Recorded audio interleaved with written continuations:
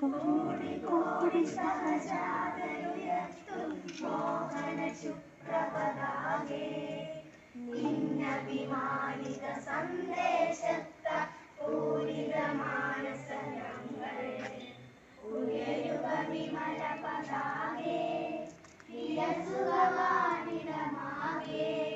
കേൾക്കൂ തവ ജയഗീതം ഹൃദയൈക്യമൊഴി വിദ്യാർത്ഥികൾ അണിചേരും നിൻതണലിൽ ജയരേ ഹരരേ ശുഭരേ മോഹന ശുപ്രപതാകേ.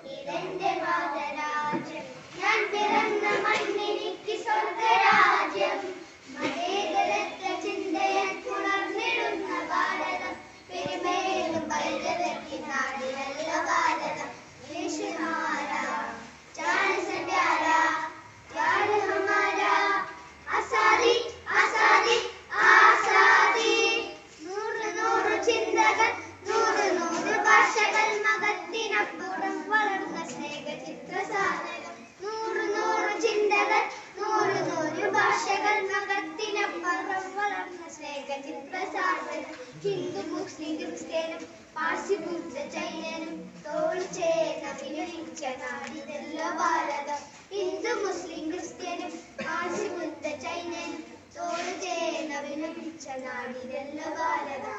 ദേശ് ഹമാരാ ജാൻ സെ പ്യാരാ പ്യാർ ഹമാരാ ആസാദി ആസാദി ആസാദി.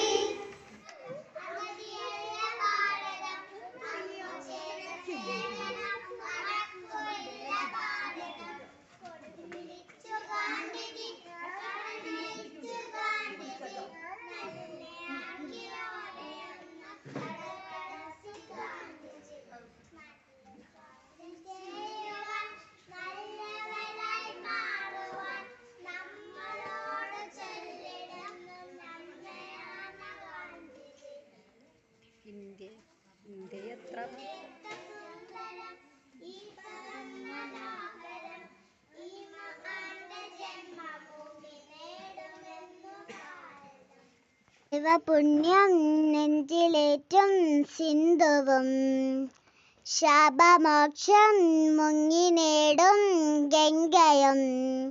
ഋഷിതുല്യമാണെൻ്റെ നാട് ഹൃദയങ്ങളൊന്നായ നാട് മതമൈത്രി വാഴുന്ന മണ്ണിൽ ഭാരതം ഭാരതം. കവി കാളിദാസന്റെ നാട് കവനങ്ങൾ പെയ്യുന്ന നാട് മനഃശാന്തിയേകുന്ന മണ്ണിൽ ഭാരതം ഭാരതം. വന്ദേ മാതരം മാതരം വന്ദേ മാതരം മാതരം. വന്ദനം.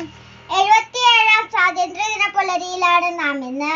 ഈ സ്വാതന്ത്ര്യദിനം നമ്മുടെ നാടിനു വേണ്ടി ജീവനർപ്പിച്ച ധീരന്മാരായ പൂർവികരെ ഓർമ്മിക്കുന്നതോടൊപ്പം നമ്മുടെ കടമകളെ കുറിച്ച് ചിന്തിക്കാനുള്ള ഒരു അവസരം കൂടിയാണ്.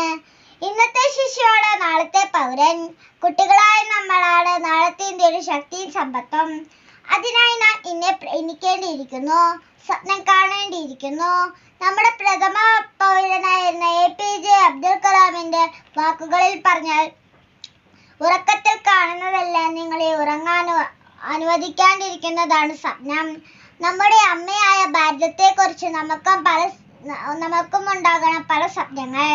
വിവിധ ആചാരങ്ങളും വിവിധ സംസ്കാരങ്ങളും ഒത്തൊരുമിച്ച് കൈകോർത്ത് കഴിയുന്ന ജാതിയുടെയോ മതത്തിന്റെയോ പേരിൽ വേർതിരിവുകളില്ലാത്ത അഴിമതിരഹിത ജനാധിപത്യ വ്യവസ്ഥയുള്ള ഇന്ത്യയാവണം നമ്മുടെ സ്വപ്നങ്ങളിലെ ഇന്ത്യ. വിദ്യാസമ്പന്നരായ ജനത, സ്ത്രീ പുരുഷ സമത്വം എന്നിവയാവണം നമ്മുടെ രാജ്യത്തിന്റെ മുഖമുദ്ര.